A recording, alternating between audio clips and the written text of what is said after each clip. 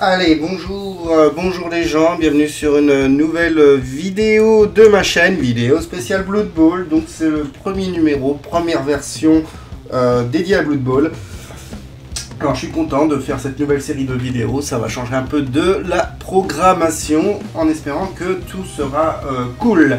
Alors cette première vidéo va traiter tout simplement du matériel nécessaire pour jouer à Blood Bowl. Vous allez voir, il y a besoin d'un petit peu de matériel. Je vais tout vous expliquer, il n'y a pas de souci, vous inquiétez pas. Alors premier truc qu'il vous faut, c'est tout simplement un terrain de jeu. Donc il est là, c'est un... Hop, on va essayer. Alors avec la Spider, wouhou, non c'est pas la Spider.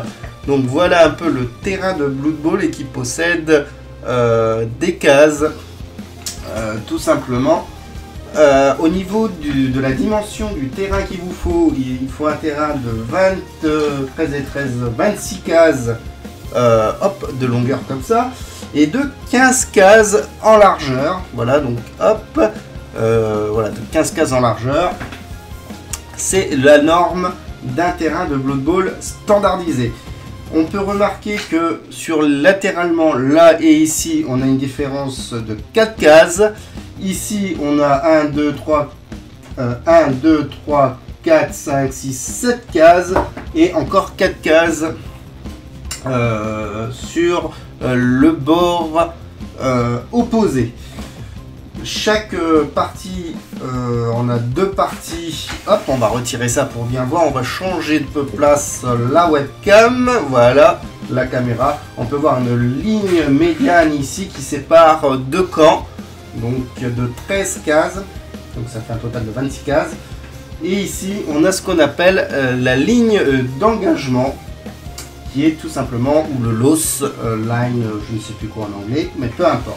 Et enfin, tout au bout, donc, hop là, ici ou ici, on a ce qu'on appelle la ligne de touchdown, tout simplement. Au niveau des dimensions de la case, je crois, si je ne me dis pas de bêtises, on est à 34, ça doit être du 34 mm, contre peut-être 2,6 sur les anciens modèles, bon, peu importe.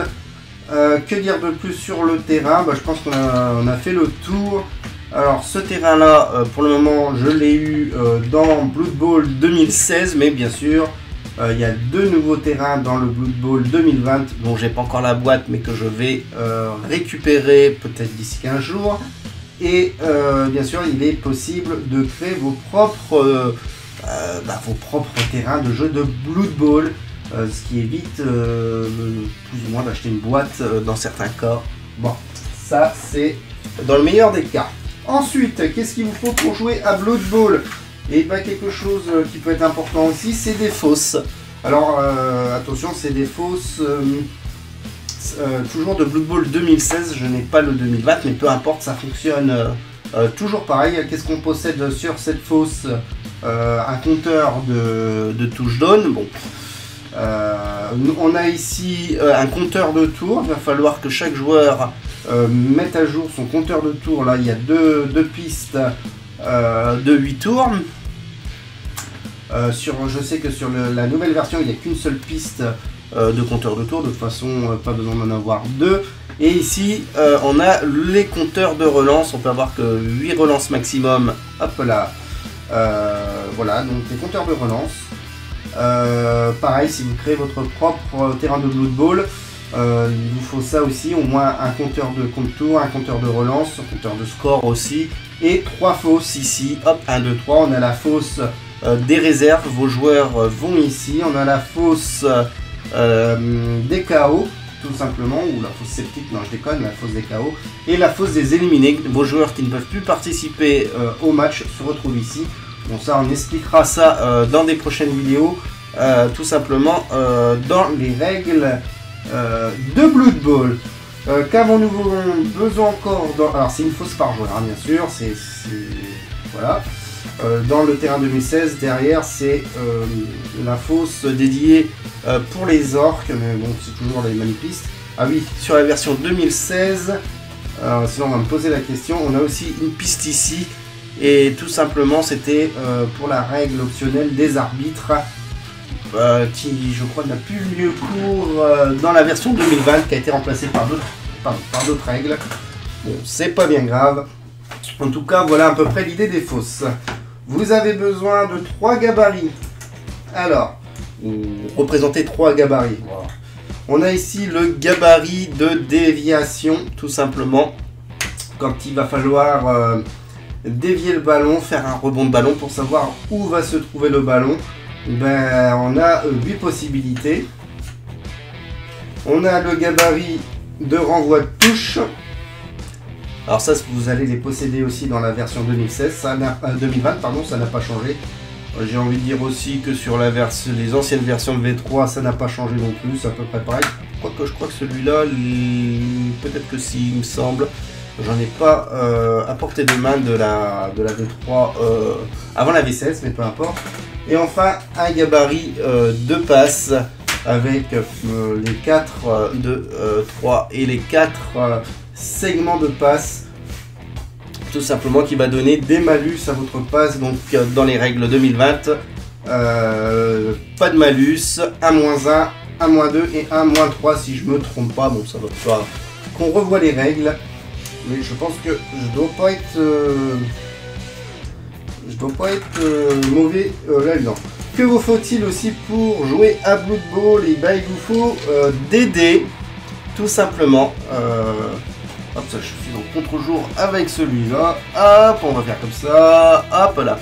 Il vous faut des dés. Alors souvent, c'est une paire de dés par joueur. Les joueurs aiment bien voir leur propre dés que de partager les dés. Surtout en ce moment avec la période qu'on est. On va aller examiner un petit peu les types de dés. Hop. Voilà. Alors qu'est-ce qu'on a alors là c'est des dés dédiés aux morts vivants. On a nos traditionnels dés à 6 faces que tout le monde connaît, parce que quand on parle de dés, souvent c'est les dés à 6 faces. De 1 à 6. Bon voilà, ceux-là vous les connaissez, il vous en faut 2 par joueur. On a un espèce de dé à 16 faces qui va servir dans les blessures, qui va servir dans les, je crois, les coups d'envoi maintenant. Enfin, qui va vous servir dans des tables. Voilà, donc c'est pas les coups d'envoi, c'est les événements de match si vous voulez mettre en route. Bon, il est utilisé en tout cas. Le dé à 8 faces qui souvent va être utilisé pour les déviations. Et enfin 3 dés à 6 faces avec des symboles, plusieurs symboles. Donc on a le crâne, hop, ce qu'on appelle les dés de blocage. On a le crâne, on a ici le flash, le pot, celui-là quand vous êtes attaquant vous l'aimez. On a ici 2 flèches, normalement ils sont, hop, voilà, les 2 flèches sur le dé. Ici on a un pot avec, on va dire, un point d'intérêt, un point d'exclamation. On a le crâne et le pot. Et on a le crâne seul, celui-là, le défenseur l'adore, l'adule. Voilà, donc c'est 3 dés de blocage qui vont vous servir tout simplement à faire de la bagarre. Hop là. Donc on va... Là j'ai un autre set de dés et c'est pareil. On a notre D16. On a nos 3 dés de blocage. On a nos 2 dés à 6 faces. Et on a notre dé à 8 faces. Là je crois que c'est les dés qui a été... ça je crois que c'est les elfes, si je dis pas de bêtises, je suis pas sûr de mon coup. Mais voilà, donc ça c'est du matériel agréable qu'il vous faut. Voilà. Il vous faut aussi des figurines qui représentent vos joueurs. Alors là j'ai mis 2 types de figurines. J'ai mis ce que j'avais, tout simplement. Hop là, j'ai mis une équipe humaine sur le plateau. Voilà, c'est l'équipe Game Workshop des humains. Avec par exemple, ici vous avez l'ogre. Vous avez 1, 2, 3, 4 passeurs. Vous avez normalement 1, 2, 3 et 4 Blitzer. Alors pour le moment vous ne savez pas ce que c'est, que des passeurs, des Blitzers. On reviendra dans ceci quand on regardera comment créer une équipe à Blood Bowl, une fiche d'équipe de Blood Bowl, 2 passeurs et enfin 2, 4 et 5 lineman qui sont ici. Alors, petite particularité, mes joueurs, ils ont des numéros, vous voyez, de 1 à 16 hein, normalement. Ça me permet tout simplement de connaître quels joueurs et les associer sur ma fiche d'équipe. Certains joueurs peuvent gagner des compétences, peuvent évoluer, donc il faut savoir qui est qui sur notre fiche d'équipe. Que dire d'autre? Il y a des marques de couleurs. Alors c'est pas obligatoire à Blood Bowl. Moi je le fais parce que ça permet vite de repérer ces figurines par groupe assez rapidement. Souvent les 3/4, les linemen sont en espèce de gris. Les receveurs ou les coureurs, bon plus ou moins, ils sont en jaune. Ça c'est mon code couleur qui est un peu universel à Blood Bowl. En blanc les lanceurs et en rouge mes blitzers. Voilà. On va aller voir un petit peu chez les rats. Chez les rats c'est pareil. On a ici voilà mes coureurs, mes gutters. Alors j'avoue que c'est mon équipe préférée. Hop, j'en ai 3 dans mon cas. Voilà. J'ai les gutters. Hop. Ça c'est donc les coureurs. C'est les coureurs d'égout chez les Skyven. J'ai mon Raog qui est papa. Comme Jean-Pierre. Voilà, ça c'était la petite blague. J'ai aussi donc ah voilà, j'ai c'est du rouge, donc c'est pour ça que je les repère assez facilement. Les socles. Hein. J'ai ici 2 Blitzer Skaven, mes 2 lanceurs Skaven. Et enfin le reste, si je dis pas de conneries, c'est des 3/4. Voilà. Et le reste c'est des 3/4 Skaven, donc assez cool. Voilà, c'est une équipe qui est assez rapide, qui cogne un petit peu, et personnellement c'est un peu mon style de jeu, j'aime beaucoup ce style de jeu. On a presque tout vu, pardon, il nous reste la star de Blood Bowl. Sans lui, il n'y a pas de match de Blood Bowl, quoique. Il y a le ballon, il nous faut un ballon. Alors moi celui-là il est sur socle. Il y en a aussi des ballons qui ne se mettent pas sur socle et qu'on peut mettre à côté du joueur. Je ne l'ai pas préparé comme un... Ah si, je vais vous montrer ça dans ma petite boîte à ballons. Hop. Voilà. Voilà, on a des ballons, alors je les ai pas peints. Mais on a des ballons ici par exemple qui a pas de socle, on peut pas, que j'ai pas mis sur socle. Voilà, ça permet de hop, admettons que c'est ce joueur qui a le ballon, bah on peut facilement hop là, on va le mettre ici et on sait que c'est ce joueur qui a le ballon. Voilà. J'ai aussi voilà, des tokens par exemple. Voilà, ce qui nous sert, alors moi je les ai mis, il y en a qui sont sur socle, hop, encore des tokens pour pouvoir représenter nos scores, pour nos relances, voilà, donc c'est à peu près ce que j'ai dans Blood Bowl. Voilà, donc maintenant, vous connaissez à peu près le matériel qu'il vous faut pour jouer à Blood Bowl. Alors il y a aussi une histoire de cartes, mais ce n'est pas vital. Au départ, on peut jouer sans les cartes. Alors j'ai pas de cartes ici. Non, j'ai pas de cartes.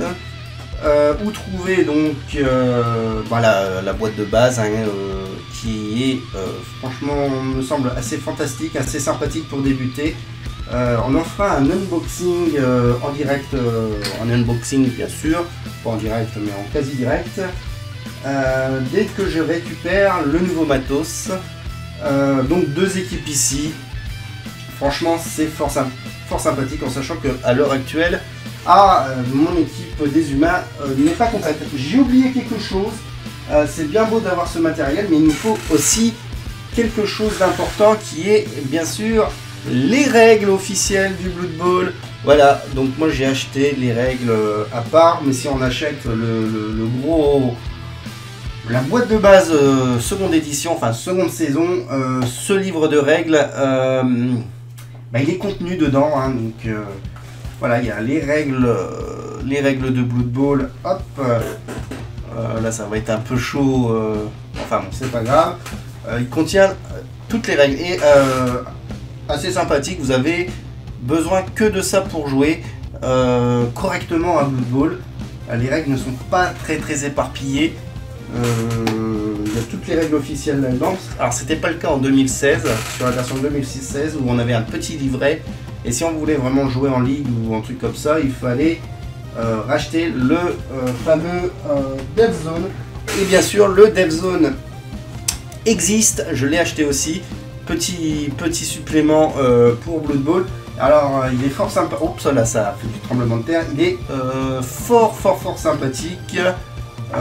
Il rajoute des règles pour jouer à Blood Bowl à 7 sur un plus petit terrain. On en reparlera plus tard quand je ferai un terrain à 7. Qu'est-ce qu'il rajoute? Les règles des arbitres, des nouveaux coups de pouce, le coup de pouce des géants pour mettre un géant sur... hop, tac, voilà, pour mettre un géant sur la table de Blood Bowl.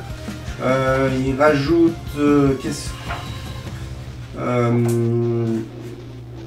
alors je sais plus trop, les règles pour avoir des sponsors, enfin les règles de ligue pour améliorer votre ligue de Blood Bowl.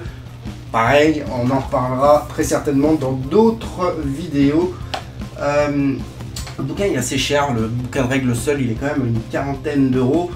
J'ai envie de dire que si vraiment vous voulez comprendre les nouvelles règles de Blood Bowl, je vous mettrai un lien vers un site où vous pouvez télécharger des règles condensées. Et le petit truc, c'est que allez télécharger les anciennes règles ce qu'on appelle le LBR 6 qui est disponible gratuitement, et avec les règles condensées, vous devriez normalement un peu saisir les dernières règles de 2020. Il y a beaucoup de changements bien sûr, mais enfin beaucoup de changements, il y a pas mal de changements. Mais ça devrait fonctionner. Voilà, donc le matériel pour jouer à Blood Bowl, donc un terrain, des équipes, le livre des règles, des fosses, des dés, les gabarits et le ballon et ce genre de trucs. Et puis c'est tout, rien qu'avec ça vous allez vous amuser. Voilà, c'est terminé pour cette première vidéo. J'espère que ça vous plaît. Je vous donne rendez-vous pour une seconde vidéo où on attaquera la création d'une équipe humaine et la création d'une équipe Skaven de base, comme si on jouait en ligue. Et à partir de là, on va pouvoir apprendre les règles de Blood Bowl. Gros bisous à tout le monde et à la prochaine. Bye bye.